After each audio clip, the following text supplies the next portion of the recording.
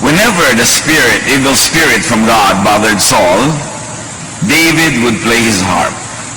Saul would relax and feel better, and the evil spirit would go away. Noong unang panahon, iniisip ng mga tao na ang lahat ng bagay ay galing sa Diyos, kaya maging yung mga tinatawag nilang evil spirit, pinaniniwalaan nilang hindi makapanggugulo kung hindi pinapayagan ng Diyos. At itong episode na ito, si Haring Saul masyadong bothered. Masyado siyang maraming psychological baggage that he was already suffering. But whenever David would play the harp for him and even sing for him, the so-called evil spirit would go away, he would relax, he would go to sleep.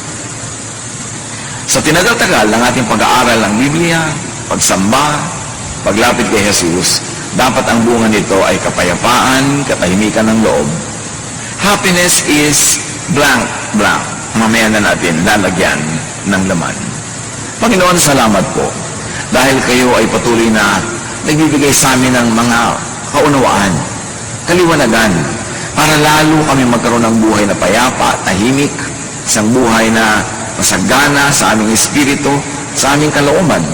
At ngayon, Panginoon, sa aming paglapit sa inyo, sa pagdiriwang namin ng kabutihan niyo sa aming buhay, patuloy nawa kayong mangusap at umakay sa amin. Be our preacher, our teacher, unto Jesusness, into a life of peace and rest and love. Father, we ask you, we seek you to be our preacher in the name of your Son, Jesus. Happiness is, ano nga ba talaga ang elemento, ang sangkap ng tunay na kasiyahan? Negative emotions, according to studies, become negative energies that block other energies.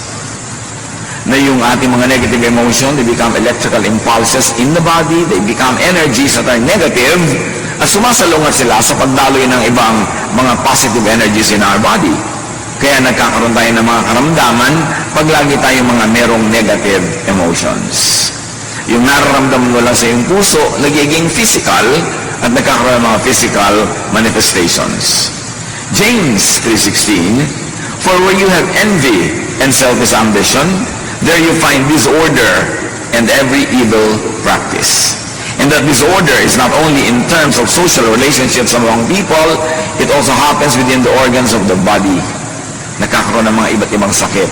Kaya yung mga tao pag ninenervyos, naninigas ang sikmura, nasisiraan sila ng digestive processes. Kapag sila ay laging galit, nagkakaroon sila ng mga problema sa lungs. At pagka sila ay laging nagagalit, umaapekto pa ito sa liver. Maraming effect. In fact, pagka natatakot o kaya ay nagsiselos, hindi makakatulog, apektado ang physical health. Iisa ang tao at ang kanyang damdamin, ang kanyang katawan, ang kanyang kaluluwa ay iisa rin. Luke 6:45, a good man brings good things out of the good stored up in his heart. And an evil man brings evil things out of the evil stored up in his heart. Kung ano daw ang laman ng puso, yun ang lumalabas sa bibig, lumalabas sa kilos, yun ang nagbubunga sa pang-araw-araw na buhay. Yung dati ay hindi nakikita, hindi nahihipong, iniisip lamang na emosyon, magkakaroon ito ng physical manifestation. Negative emotions become negative energies that block other energies, disrupting bodily functions and destroying tissues, causing disease. At ito'y sobrang dami ng patunay sa siyensya. At sinasabi yan sa Biblia, Proverbs 14:30, a heart of peace gives life to the body, but envy rots the bones. Pagpayapa ang loob, malusog ang katawan, pero pag may inggitin at marami mga negative emotions, masakit sa katawan, nagkakaroon ng karamdaman. Proverbs 17:22, a cheerful heart is good medicine, but a crushed spirit dries up the bones. So yun ang isa sa mga pinakamahuhusay na gamot. Yung ikay maligaya, ikay masaya, ikay payapa, tahimik. Na kung cheerful ka, kung ang iyong attitude is to find good in everything, to find happiness even in difficult situations, yung ikaw ay optimistic, hopeful, daig mo pa ang merong maintenance medicine. Negative emotions like sadness, loneliness, depression, anger, hatred, jealousy, envy, worry, fear, at kung ano pa, make you sick. Napatunayan na yan sa napakaraming mga experiments at mga observation in a scientific way. Pag mga negative ang emotions, madali magkasakit. So beware of social media na napakadali mong magalit, mainis na mga nababasa mo o napakadali mong manginis sa mga ipinopost mo. Very poisonous kung minsan yung pupunta ka lamang dyan kung ano-anong negative emotion na ang iyong madarama. So social media could be toxic, could be dangerous to your health pagka hindi ka nag-ingat at wala kang inner protection. Proverbs 15:13, a happy heart makes the face cheerful, but heartache crushes the spirit. Na pag ang tao ay masaya sa kanyang kalooban, hindi mo mailihin sa mukha. Ganun din pag siya nagselos, pag siya nagalit, kitang-kita mo sa mga tiklop ng mukha niya na siya'y galit. At pag umiibig din naman, hindi mailihim kung bakit merong kulot yung mga dulo ng mga labi sa paghiti. Pati sa paghakbang at paglakad ay kitang-kita mong umiibig ito. At pagka biglang nabigo, kitang-kita mo rin sa kanyang katawan. So yung nararamdaman ng puso, lumalabas sa katawan. Ecclesiastes 11:10, banish anxiety from your heart and cast off the troubles of your body. So yung heart, yung body, pareho yan nagsasuffer when there is anxiety, when there is a psychological baggage. Negative emotions can be caused by very real, present stimuli. Ano ba ang nagiging dahilan ng mga negative emotions natin? Yung tinapakan ka, inaway ka, pinagalitan ka ng wala sa lugar, siniraan ka, yan, mga totoong-totoo. Meron naman very physical yung stimuli, yung talagang harap-harapan, binuhusan ka ng kape, sinampal ka, etc., etc. Negative emotion yan. Kasi tunay na may nangyayari na dapat magkaroon ka ng reaction. Proverbs 23, it is to one's honor to avoid strife, but every fool is quick to quarrel. So merong dahilan para ka mang-away, pero sabihin ganun, pag hangal ka, mang-away ka nga. Pero kung matalino ka, iiwasan mo yun. Hindi lamang dahil sa social problems, legal problems, but you will have physical health problems pag nakikipag-away ka. Proverbs 15:1 and 4, a gentle answer turns away wrath, but a harsh word stirs up anger. Word, salita, sound waves. Pero pag nadinig ng tenga mo, tataas ang iyong presyon, mapupuno ka ng mga energy para maging matapang at mapang-away dahil lang sa narinig ng iyong tenga. So you see how sound waves affects your brain and how your brain decodes it and turns your body into a warrior. At pagka nasa war-like mood ang katawan, toxic yon. Ang effect nun later on, masama sa katawan na yon. The soothing tongue is a tree of life, patuloy ng verse, but a perverse tongue crushes the spirit. Napakadaling manakit ng damdamin. Magsabi ka lang ng isang salitang nakaka-insulto, nakakagalit, salita na nakakasira ng reputasyon, magagalit na agad yung nakarinig nito. Kaya tayo pag nagsasalita, pwede maging blessing, pwedeng maging curse sa ating kapwa. We can receive negative words that can cause negative emotions in our hearts, but we can also release negative words that can cause negative emotions in people's lives. We are custodians of our mouths, of our tongues, and our capacity to either hurt, wound, or heal with words. Ganun tayo. Tayo yung mga mararamdamin, dinaramdam natin, ating naririnig. Ikinatutuwa yung positive, ikinalulungkot yung negative. Kaya dapat mapili sa pinapakinggan at sa sinasabi. Negative emotions can be caused not only by real things that are happening, but also by thought, even without real, present cause. Kahit hindi totoo, kahit hindi mo kaharap, Kahit hindi tangible, audible, imaginein mo lang ang effect sa katawan mo, the same. Kaya yung mga mapanibughuin, mga selosong asawa, ini-imagine pa lang nila na pinagtataksa na sila ng asawa nila, nag-iinit na yung tenga nila dito, dumadalas na ang tahip ng kanilang dibdib, tumataas ang blood pressure. Imagination pa lang yun.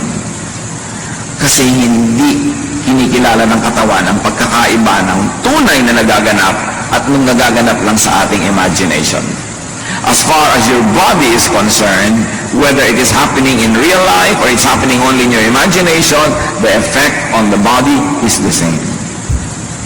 Kaya binabantayan natin ang ating iniisip. Ang daming teaching sa Bible about watching what you think of. Mark 7:21-22, for it is from within, out of a person's heart, that evil thoughts come. All these evils come from inside and defile a person. That evil could be an outright evil thought, evil ideas against others, or it's evil against your own body, your well-being, your peace of mind. And sabi diyan, it comes from within you. It comes not from others, but from within you. Proverbs 4:23, be careful how you think. Your life is shaped by your thoughts. Hindi ka biktima ng mundo. Kasi kahit may mga taong nakukutokan na ng lindol at mga bulkan, kung ang pag-iisip nila optimistic and hopeful, hindi sila nawawala ng pag-asa, hindi sila nalulungkot, hindi sila bumibigay. Pero meron naman mga tao na blessing na nga ang dumadating, pero hindi sila kontento, lagi silang mareklamo, lagi silang naghahanap ng wala, magiging malungkot sila lagi. Malungkot ka kasi pinalulungkot ng sarili mong pag-iisip ang iyong sarili. Masaya ka, hindi dahil sa iba, kundi dahil masaya ka mag-isip at napasasaya ng isip mo kahit yung mga hindi naman nasasayang mga tunay na nagaganap sa buhay. So it is all happening in the mind. The Bible calls it more often as in the heart. Ang iyong kasiyahan o kawalan nito, ang iyong ligaya o lungkot, depende kung paano ka mag-isip. Hindi depende sa nangyayari sa labas mo sa mundo. Be careful how you think. Your life, your health is shaped by your thoughts. Romans 10:9, if you declare with your mouth, Jesus is Lord, and believe in your heart that God raised him from the dead, you will be saved. So here, the important message is, belief is thought and word that saves. Na pag nananalig ka, naliligtas ka. You see, what your thought can do, it can even save you, because your faith saves you, and your faith is belief, your belief is thought. You can think your way out of hell, and you can think your way into hell. You can think your way into heaven, into salvation, when you believe. Kaya napakahalaga kung ano ang pinaniniwalaan, kung sino ang pinaniniwalaan, at sino ang sinusundan. Kasi yun ang magbibigay ng hugis, kulay, at tunog sa iyong pang-araw-araw na buhay. Proverbs 23:7, for as he thinks in his heart, so is he. Kung ano ang tunay mong pag-iisip, kung ano ang tunay mong pag-iisip tungkol sa iyong sarili, yun ka. Kaya napakahalaga na meron kang positive na pananaw sa sarili, hindi naman para maging mayabang, hindi para maging mapagmataas, kundi positive. I'm a child of God, mahal ako ng Diyos. Nagkakamali ako, nagkukulang ako, pero mahal pa rin ako ng Diyos. Pinapatawad ako ng Diyos. Gagawin ko ang lahat na magagawa ko para ituwid ang lahat, pero sa lahat ng kulang, pinupuno ako ng Diyos. Ang ending nun, masaya ka, kahit may kulang ka. Hindi mo ipinagdiriwang na kulang ka, kundi pinagdiriwang mong merong pumupuno sa'yo. Your faith saves you. Your faith saves you not only from the punishment of sin, your faith also saves you from needless guilt, from worry, from fear. Kaya binabantayan natin kung ano yung pinapakinggan, sino ang sinusundan, Kasi pwede tayong sumunod sa isang katuruan o guro na dadalhin tayo sa walang katapusang guilt, sa walang katapusang accusation, sa walang katapusang pagsasabing kulang tayo, masama tayo. Ano mangyayari sa pag-iisip mo tungkol sa iyong sarili? Dumadali para sa mga masasamang espiritong pasukin ng iyong puso kasi maraming fear, maraming negative emotions at yun ang kinakapitan ng mga masasamang espiritu. Negative emotions can be caused by remembrance of the negative past. Kung minsan, ang saya-saya mo lang ngayon, maayos na ang buhay mo, pero maalala mo lang kung paano ka naapi ng bata ka, kung paano ka naabuso, kung paano ka ganito at gano'n, biglang nawawala ang saya mo, nagagalit ka, nagdaramdam, at meron pa, pwede kang itulak dyan para maghiganti, para gumawa ng mali, gusto mong gumawa sa'yo ng mali, sa kadadali ng pag-iisip na yan. Aalisin ka niya sa blessedness, ibabalikan niya sa state of curse.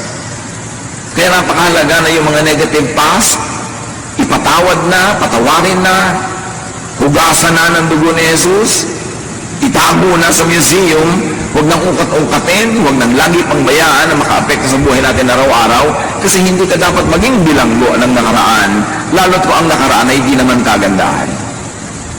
2 Peter 1:5-9, make every effort to add to your faith goodness, and may add goodness in thought, and to goodness knowledge in how to think, and to knowledge self-control, which we read as thought control.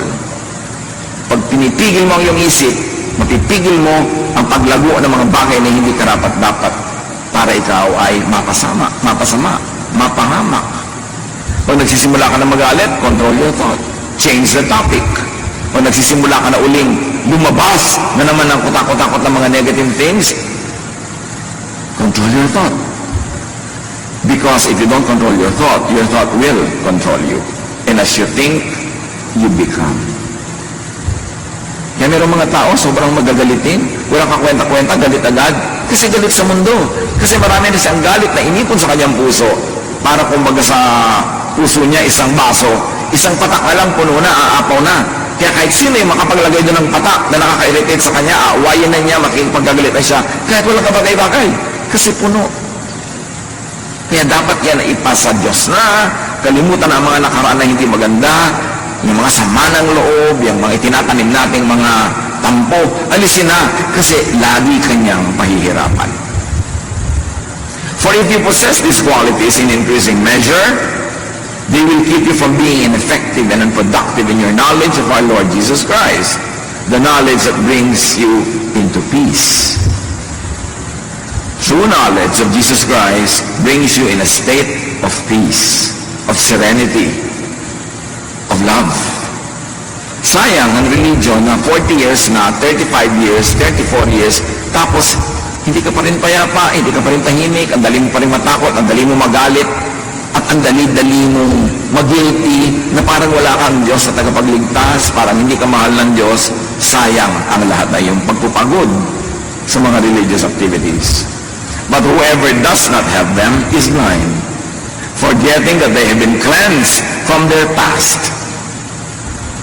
Tayo'y nalinis na, napatawad na, at mayroong isang one wholesale paglilinis at patawad. Nung tinanggap mo si Jesus sa iyong buhay, nanalig ka sa Kanya, tinatawad na ang lahat ng daladala mo ngayon, yung kahapon at dadaling pa sa kinabukasan. That's why you have passed from death to life. Hindi ka na dapat laging matakot na araw-araw na naman, nawawala na naman yung kaligtasan mo na yan, kasi nga, you pass from death to life, although hindi dapat gawing lisensya para mamuhay ka ng wild. Pero nabubuhay ka, cognizant of the fact that you're human, that you do your best, but you know that it will never be enough all the time, na sa mga kulang mo, yun ang pinupunan ni Jesus, kaya kami tagapagligtas. That is what Jesus na should bring you into. A life of peace in spite of who you are, in spite of your reality, and in spite of your perfection that manifests every now and then. Hindi ka dapat magpadaya na tuwing nagkakasala ka, nagkukulang ka, eto ka na naman, taga-impyerno ka na naman, kasi minsan lang. Jesus died once for all. Pag na-appreciate natin yung tunay na kahulugan ng grasya ng Ama sa pamamagitan ng anak, magkakaroon ka ng kapayapaan. kahit hindi ka naman karapat-dapat kasi wala sa ating karapat-dapat. Kaya luwalhati ng Diyos yung kanyang pagliligtas sa atin by grace through our faith in the Lord Jesus Christ. Philippians 3:13. Dahil sa mga napakaraming nakaraan na mabigat at masakit, one thing I do, forgetting what is behind and straining toward what is ahead. Ganyan daw dapat ang pamumuhay para magkaroon ka ng happiness. Kalimutan mo na yung hindi maganda, yung masakit sa nakaraan, at ang iyong pagsikapan ay yung makarating pa sa napakaraming magandang plano ng Diyos para sa iyo. Move toward what is immediately ahead. Huwag din naman yung too far off. Kasi pag sobrang layo din ng iyong projection, sobrang layo ng iyong iniisip, magwo-worry ka na naman yan.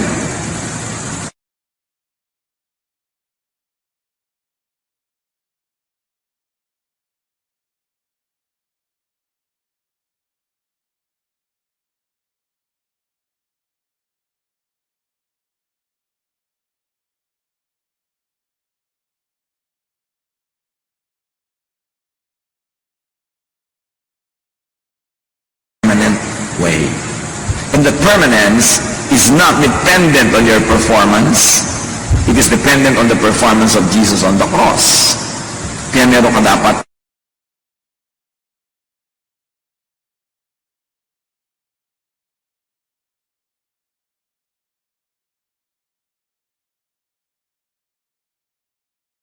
ipasa Diyos ang mga bagay na yan.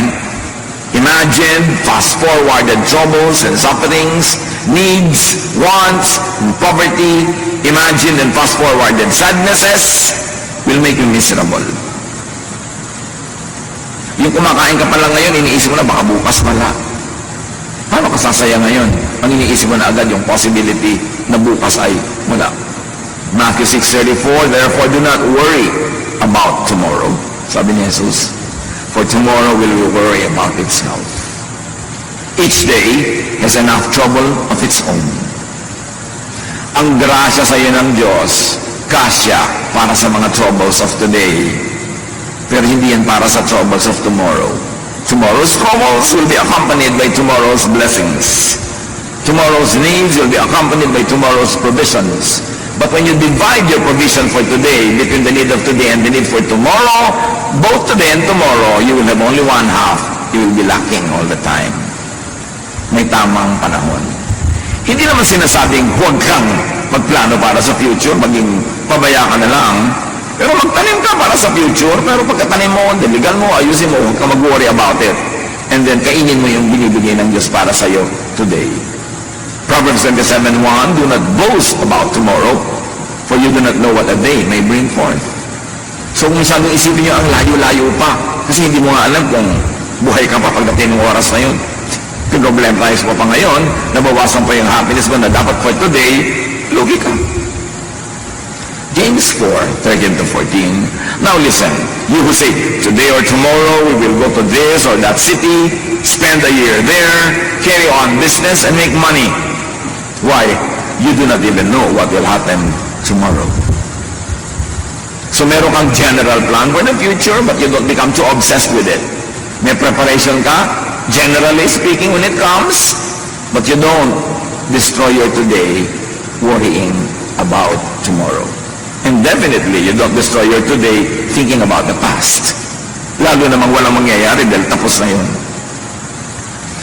Thought, remembrance, imagination are read by the body the same way as it does very real and very present stimuli. Yung mga guni-guni, mga gunita, mga imahinasyon, kahit hindi yan nangyayaring totoo, pag iniisip natin, ang interpretation ng katawan natin, totoong nangyayari. Kaya yung katawan, nagre-respond, sumasagot. Kaya kung iniisip mo isang bagay na nakakatakot, adrenaline is released into your bloodstream kahit hindi kailangan. Kaya pag naisip ka ng mga bagay na nakakatakot, nakakagalit, mamaya pagod na pagod ka, kasi yung adrenaline was released into your blood system. At ang ending nun, pagod ka. Bantayan ang iniisip. Yung mga nag-iisip ng problema, at least kung problema ang darating sa future, they suffer at least twice. They suffer now thinking about it, and they suffer pag dumating na yung oras na yun. Isa yan sa mga burdens ng pagmamahal. Pag may mahal ka, ang laging fear mo, baka siya mamatay. So kasama mo siya ngayon, baka siya mamatay. Pero buhay na buhay pa siya. So yung katawan mo, nagre-response sa idea na yun. Nalulungkot na siya, nagwo-worry na, tapos bukas baka siya mamatay. Iniisip mo yun. 50 taon mong kasama sa buhay. Isipin mo, 50 taon mong iniisip mo baka siya mamatay. So pag namatay na talaga yan, doon ka ngayon magre-respond na naman ng totoo. So 2 beses ka nag-suffer. Before and during. And the before could be a lot of days, a lot of years. Ang dami natin laging iniisip. Kaya kung minsan yung iba, nasa bakasyon, iniisip na kung pag-uwi ko, baka marami kong problema. Huwag ka naman naisipin, pag-uwi mo na. Kasi nasa bakasyon ka, hindi ka nag-enjoy yung problema, ang iniisip mo. Pagdating mo, may problema nga, 2 beses ka nag-suffer. Paano kung pagdating mo, walang problema? At least you suffered already once, imagining it. Yung pala naman, hindi mangyayari. Mga anak ng Diyos, isa yan sa mga dapat nating mapagsanayan, to control our thoughts. Kung saan mo pinapayagang dalhin ka ng thought mo, doon niya dadalhin ang katawan mo, ang kalusugan mo, ang ugali mo at ang asal mo. The body reacts accordingly to your thoughts. Kaya tingnan mo, pagka ikaw ay seloso sa iyong mahal sa buhay, o selosa ka, kahit wala siyang ginagawa, inaaway mo na. Kahit wala siyang ginagawa, hindi mo man awayan, nakasimangot ka. Pag uwi, nakasimangot ka, wala kang gana. Kasi inimagine mo, meron siyang kalaguyo kanina sa mall. Imagination mo pa lang yan, pero naapekto na yung asal mo. Bibigyan mo asawa mo ng kape, malamig. Bakit malamig, dear? Mag-initan mo. Diba? Bakit ka ganyan? Kasi ini-imagine ko may kasama ka. Yung ganon. Pero hindi mo na siyempre aaminin na may ini-imagine ka. Ang masama nun, yung wala naman pala, nagdusa ka na. Ngayon, kung meron talaga, sabi mo, Pastor, paano kung meron talaga? Doon ka lang magdusa. Kung nalaman mo na. Pero hindi mo pa alam, nagdudusa ka na. Di ba lugi ka niyan? Ngayon, paano ko po mapaghahandaan? Wala naman talaga nakakapaghanda sa ganyan. Meron ba talagang napigil pagka gusto? Naku, hayaan mo. Gumawa ka ng buhay mo, masaya ka, productive ka. Para kung sakali mangyari yon, hindi ka pilay na pilay na pilay. Yan ang sinasabing, maganda ka sa future, pero don't be obsessed with the future. Yung paano po kaya pagka nagluko yung asawa ko, mga 10 years from now, ngayon, in love sa akin, pero ang dami ko na pong nakitang pagkatapos, iniiwan yung asawa, ano pong paghahanda ang gagawin ko? Mag-gym po ba ako? Magpapasexy ako? Magpapaganda ako? Ang dami ang magagandang iniiwan pa rin. Gusto mo maghanda? Pero ipanalangin mo, huwag matuloy. Maghanap buhay ka. Marami pera ka. Para pag iniwan ka, hindi ka gutom. Ngayon, hindi ka iniwan, di doble pera nyo, masarap. Dapat nakahanda ka, hindi yung negative na puro fear, wala ka namang ginagawa. Imagine, and you will feel. Imagine in your body experiences very physical effects of thought. Kaya yung halimbawa, matatakotin. Sa gabi, ayaw matulog mag-isa, ayaw patay ang ilaw. Sa kabilang kwarto, meron kang isang kasambahay doon na tahimik at masarap ang tulog, ikaw hindi. Bakit? Anong pinagkaiba? May multo ba sa kwarto mo at sa kanya wala? No. Magkaiba kayo mag-isip. Tinatakot mo ang sarili mo. Naku, amoy kandila. Mabuti nalalayo ang mga lamok. Yaman. Kaya matakot sa mga ganyang bagay. Paano mo kinokontrol ang isip mo o ikaw ang kinokontrol niya? Your body suffers, gets tired, and gets sick. Ayon sa opinion ng maraming mga health practitioners, napakaraming sakit ang aalis sa katawan natin kung positive lang tayo mag-isip. Kasi kung ikay laging takot, laging galit, bumababa ang immune system mo. May dumadaan lang na hatsing ng kapwa, may sakit ka na rin mamaya. Kasi negative ang attitude mo, galit ka. Mahirap daw tabla ng mga sakit yung masasaya. At may mga experiments sa mga hospital observation, yung mga cheerful patients, mas mabilis tablan ng gamot ng mga protocols na ginagawa sa kanila kaysa yung mga taong naging negative. Kaya ito maraming dalaw, lalo yung mga dalaw, nag-aabot-abot ng mga pera, may daladalang prutas, mas mabilis gumaling. Pero yung may dalaw ka nga, tapos kakainin nila yung pagkainabutan nila sa kwarto mo, nabibinat ang may sakit. Kasi emosyon mo, nakaka-apekto talaga. Yung doktor, dumadating pa lang, sasabihin, okay, mukhang bang kayo doktor na ito, hindi ako mapapagaling. Paano ka tatabla ng administration niya? Negative na iniisip mo agad. Kaya may tinatawag na placebo effect. Isang grupo ng pasyente, pinainom ng gamot na hindi naman talaga gamot, kunwari lang. At yung isang grupo, pinainom din ng gamot na yon. Yung mga naniniwala na gamot yon, nanggalingan. Kahit hindi talaga gamot yung inom. Kasi yung pananalig mo, yung pag-iisip mo, takes command of your body. That is the part of us that was made in God's image. There's power in our thought. There's power in our words. Kaya iniingatan din natin ating mga salita na hindi laging negative. Because by saying many negative things, we're actually praying in the negative. But saying very positive and encouraging and beautiful things actually are prayers. Even without the amen ending, prayer ang lahat ng iniisip at sinasabi ng tao. Hindi dinidelineate ng heaven yung statement, yung mura, yung prayer na formal at yung iniisip. Pare-pareho lang yung nagre-register. Kaya bantayan. Fix your sight, your attention, your thought on Jesus. Nagkakasala ka, nagkakamali ka, fix your eyes on Jesus. Not to abuse His kindness, but to lovingly and gratefully receive His grace. Hebrews 12:1-2. We must get rid of everything, and I say every thought that slows us down, especially the sin, and if we may read it as negative thought or lack of faith, that just won't let go. And we must be determined to run the race that is ahead of us.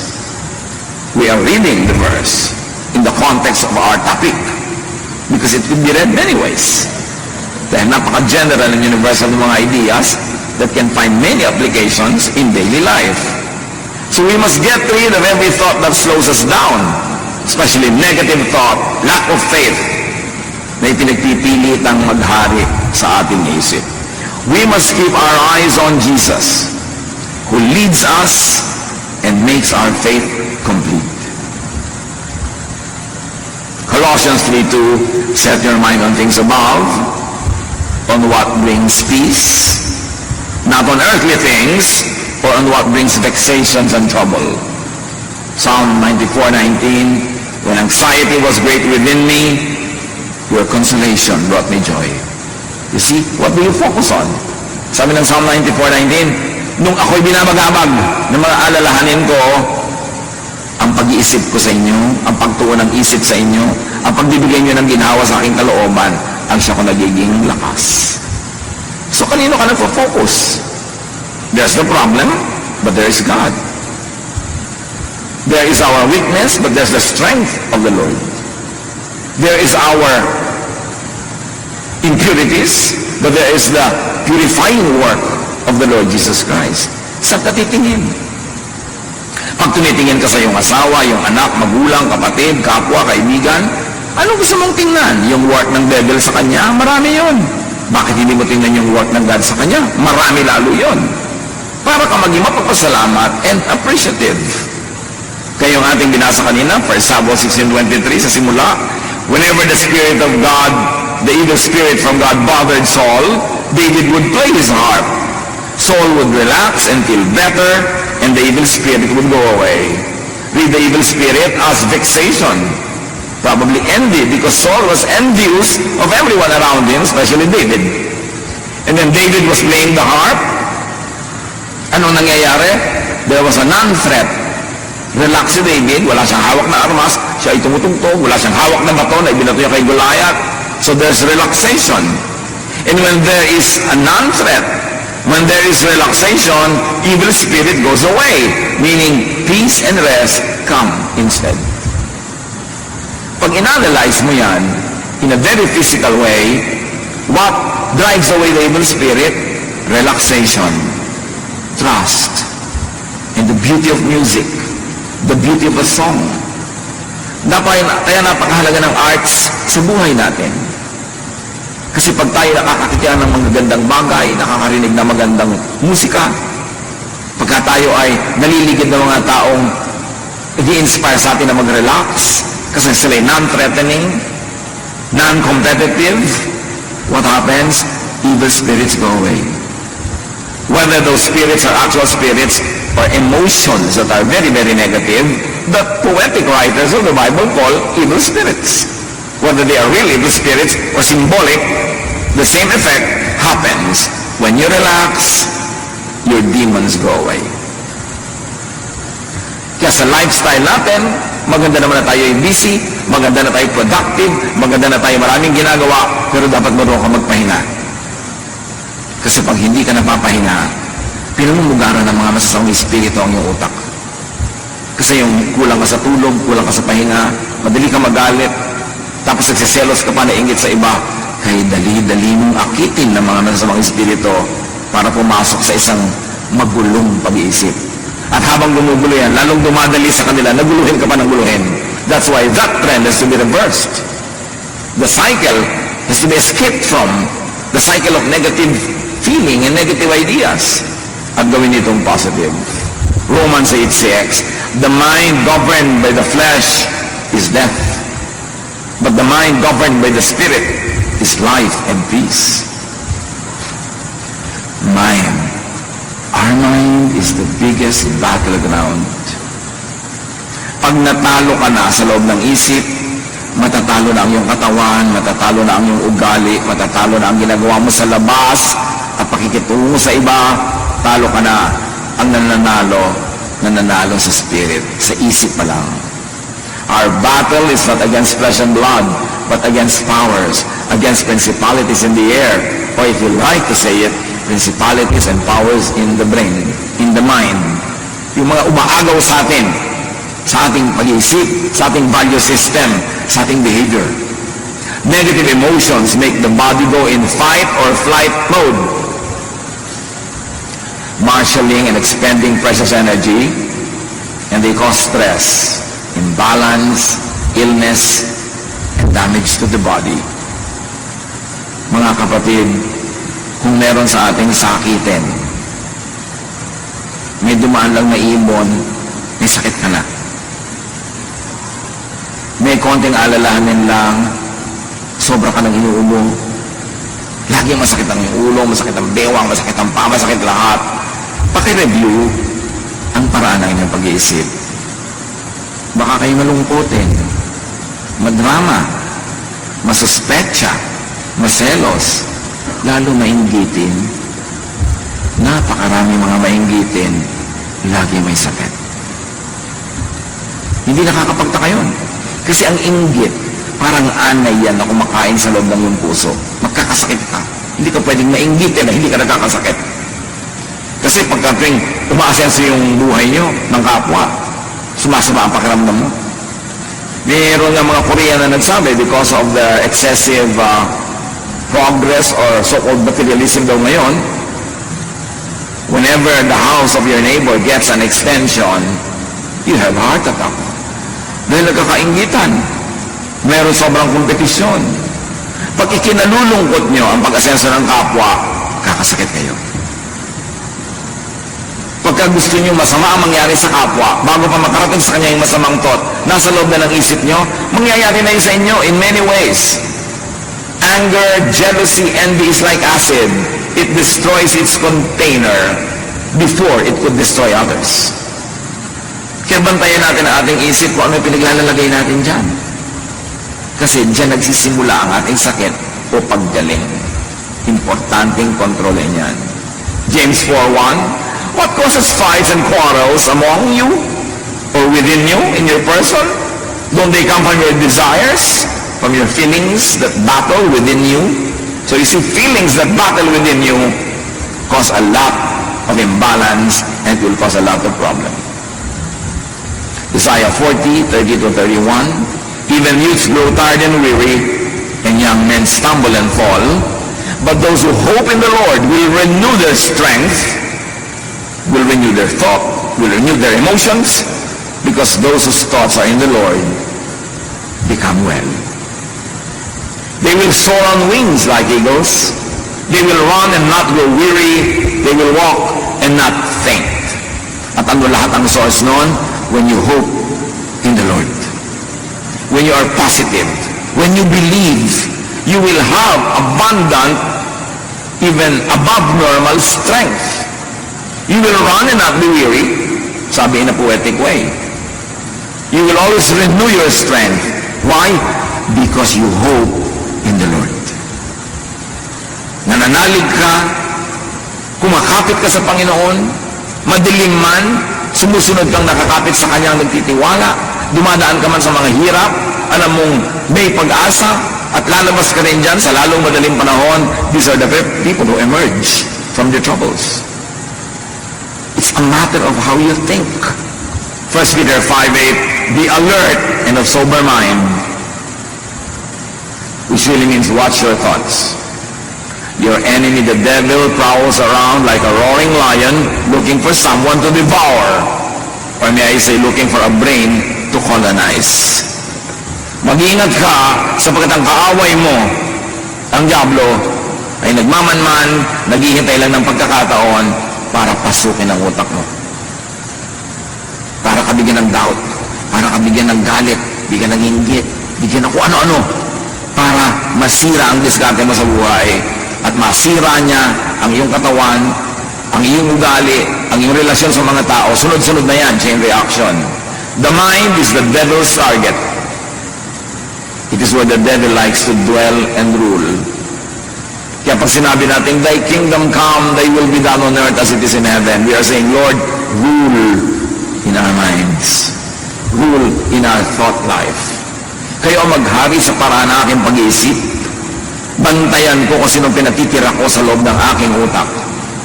So happiness is positive thoughts. Happiness is positive emotions. Nilagay niyo na ang title. Positive emotion. Hindi positive happenings. Kasi kahit positive ang happening, kung negative ang emotion mo, hindi ka pa rin happy.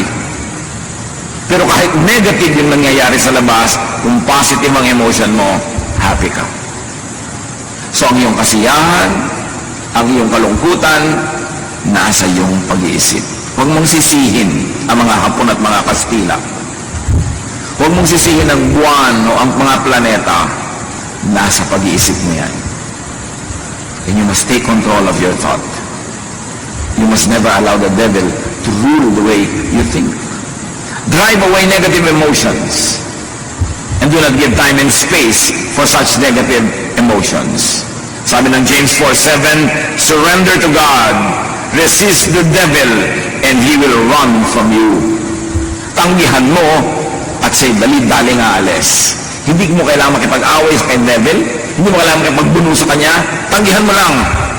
Kasi pag tumanggi ka sa pangalan ng Panginoon, wala siyang kalakas-lakas para ipagpilitan ang gusto niya mangyari. Proverbs 16:32, whoever rules his spirit is better than he who takes a city.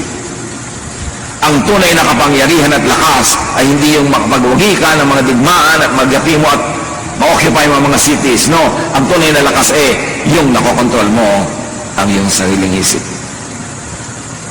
Na pag naliligaw na yung pag-iisip mo, na gagalit ka na, o may-invento ka na ng mga kung ano-ano, pinipigil mo sarili mo. Hindi mo pinapahayaang bumulaklak, dumago, yung ganung mga negative thoughts. So very importantly, forgive the past. As if the past was a person. Forgive others. And also forgive yourself. Kaya maraming relihiyosong tao, mas nagiging sila, hati ang loob. And so many religious people, even the religious leaders, see psychiatrists. This is a fact.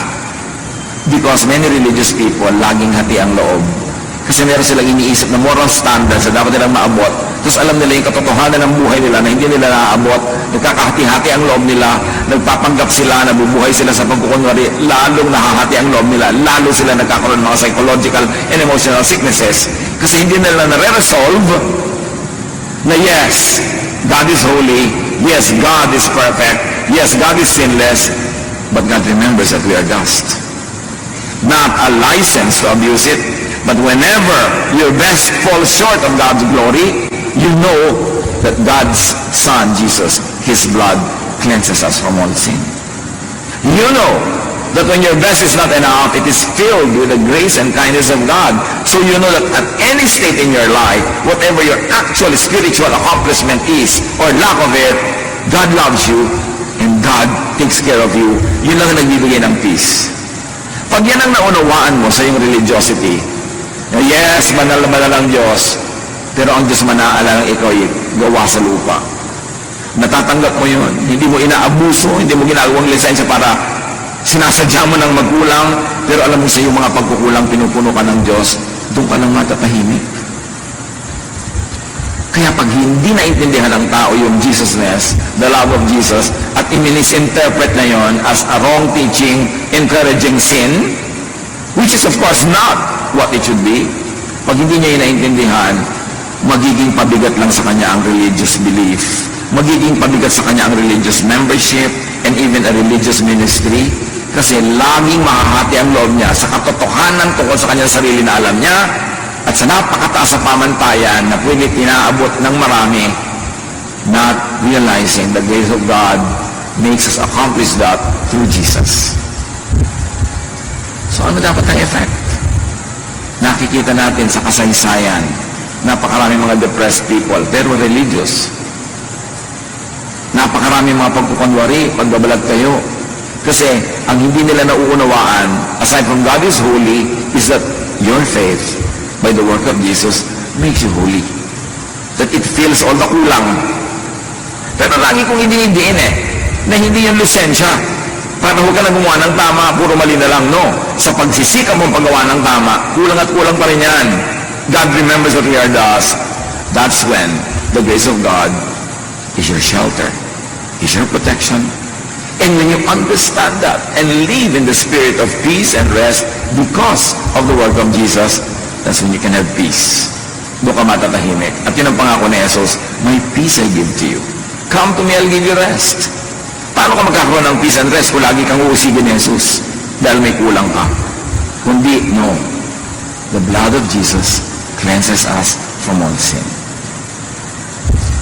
Ephesians 4:31-32, get rid of all bitterness, rage, and anger, even that which is directed against yourself. Kasi marami mga tao bitter against themselves, overly guilty about their imperfection. Ang nangyayari, nahahati sila. Nagkakaroon ng schizophrenia. That's why many religious people are psychiatric cases. Hindi nila napagdudugtong yung kabutihan at kabanalan ng Diyos at yung kanilang pagiging tao na habang sinisikap nilang maging kawangis ng Diyos sa lahat ng mga bagay na kulang sila, pinupuno yun ng pag-ibig ng Diyos. So sabi, be kind and compassionate to one another, forgiving each other, just as in Christ God forgave you. And of course, you should never fail to include yourself. Be kind and compassionate to yourself, forgiving yourself, just as in Christ, God forgave you. At ganon din ang gagawin natin because you have to love your neighbor as you love yourself. So you are kind and compassionate and forgiving also to your neighbor. How else do you have happiness through positive emotions? Do not worry about the future. Worrying will not help. Plant a seed, but do not dig it to see if it's growing. Plant it, take care of it, and then go on with your daily life. Philippians 4:6-7, do not be anxious about anything, but in every situation, by prayer and petition, with thanksgiving, present your requests to God. And I'd like you to focus on the thanksgiving, because the thanksgiving is how Jesus prayed. I thank you, Father, that you heard me. Ganun na agad. Nagpapasalamat because wala siyang duda na mabait at mabuti ang Diyos. At ano daw ang bunga pag ganon? And the peace of God, which transcends all understanding, will guard your hearts and your minds in Christ Jesus. Malinaw yung transcends all understanding. Magkakaroon ka ng peace kahit lahat ng logic tells you that you should be bothered and troubled. It goes against logic. But yes, God will give you that peace when you trust in Him. So be positive, be hopeful about the future. Huwag yung gamitin ang relihiyon na panakot about the future. Be positive and hopeful about it Because God said, I will never leave you. I will never forsake you. Romans 12:12, be joyful in hope. So we fix our eyes not on what is seen, but on what is unseen. Since what is seen is temporary, but what is unseen is eternal.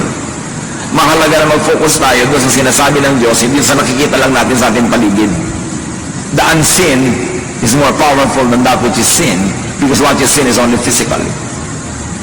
Philippians 4:8-9, whatever is true, noble, right, pure, lovely, whatever is admirable, if anything is excellent or praiseworthy, think about such things.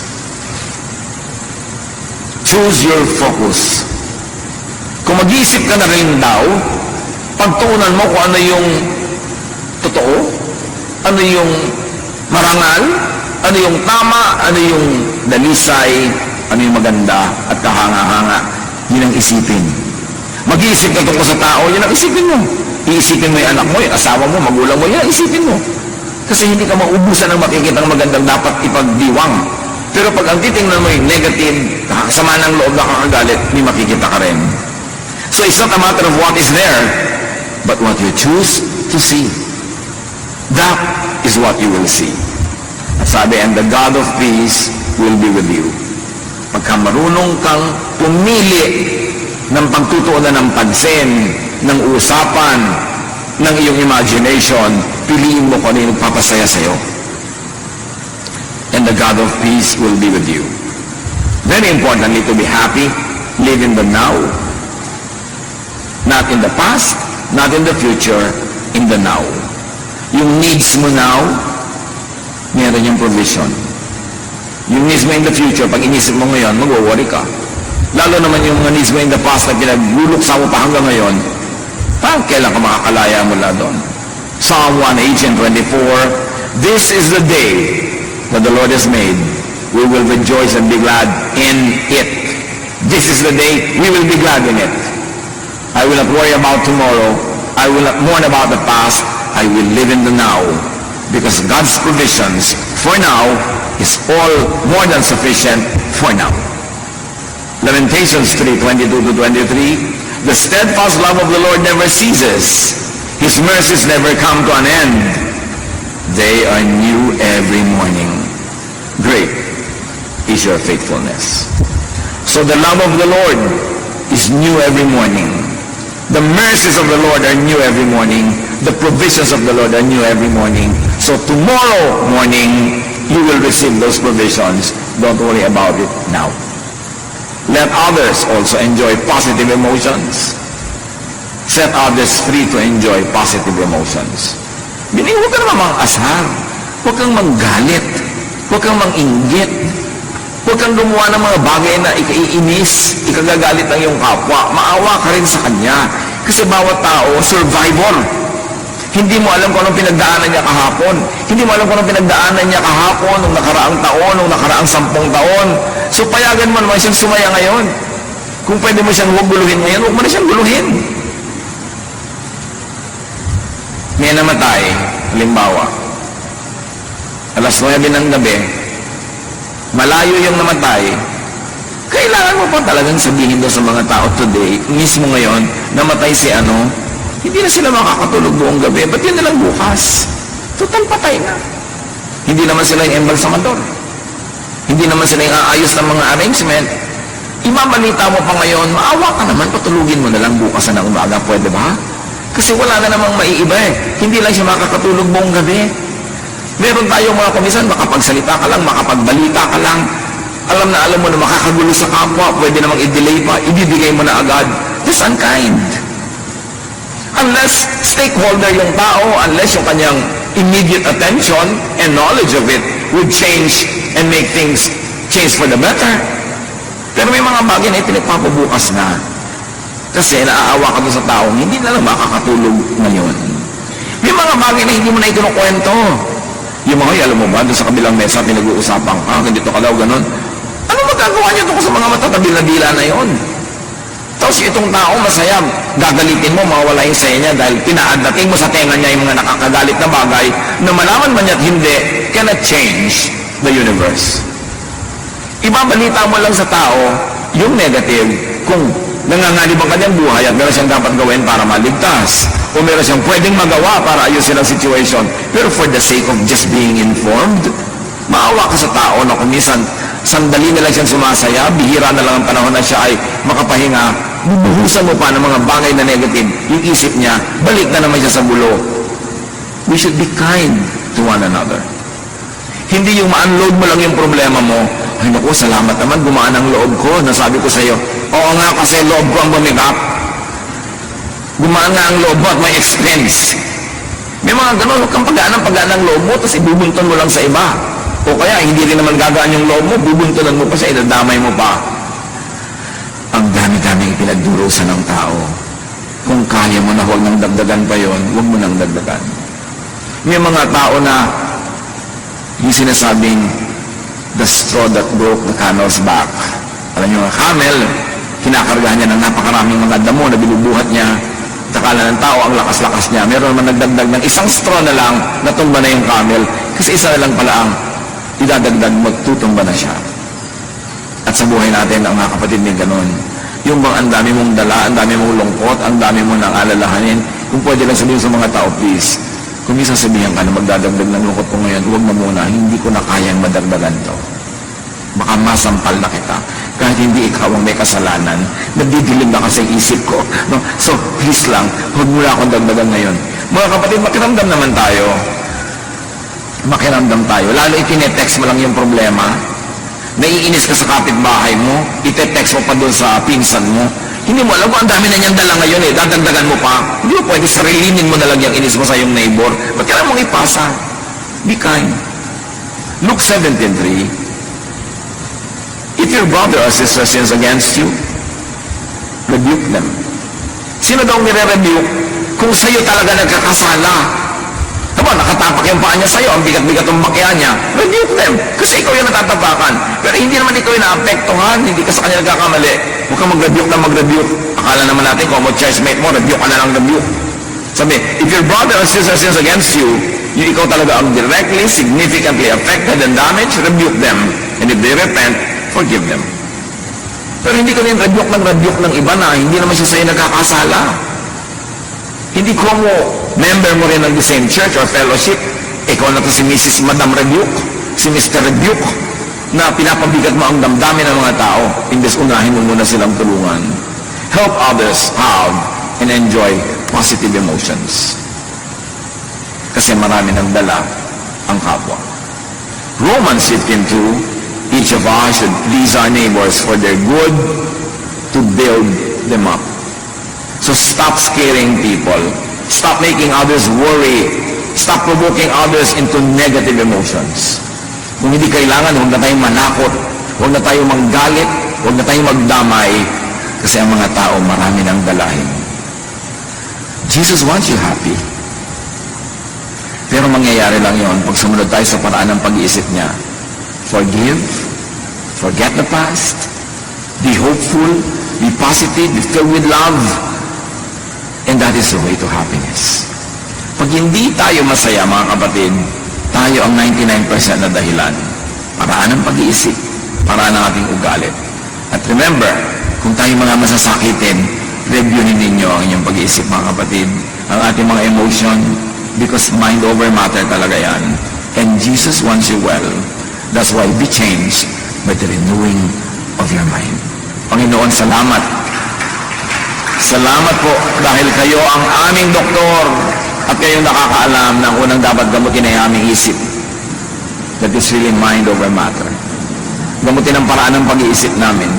At nasa gayon, with positive thoughts, our bodies are aligned with the energies that come from heaven. Our immune system becomes stronger. We are able to absorb in a better way all the food that we eat. At Panginoon, aming katawan, sumusunod sa aming isip. Turuan niyo kami maging watchful in the way we think. Pagbulay-bulayan natin mga kapatid, ang very personal application nito sa ating mga buhay.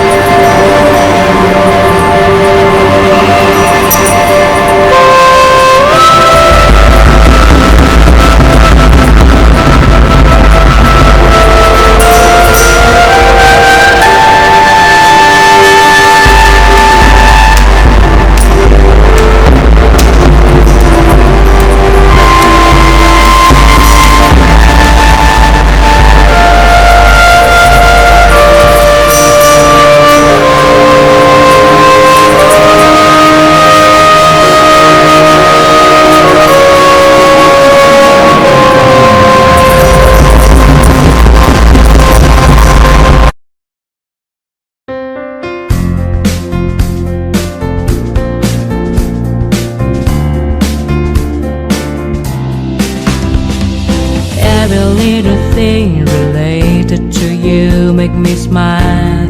I know you are doing hard work to make things possible. I want to let you know that I am with you, and I will be forever. Every little thing related to you make me smile. I know you are doing hard work to make things possible. I want to let you know that I am with you, and I will be forever. When you talk, I want to listen to you for hours. When you are there beside me, I feel like looking at you all the time. My love for you will never really change. Just want to tell you that you mean a lot to me.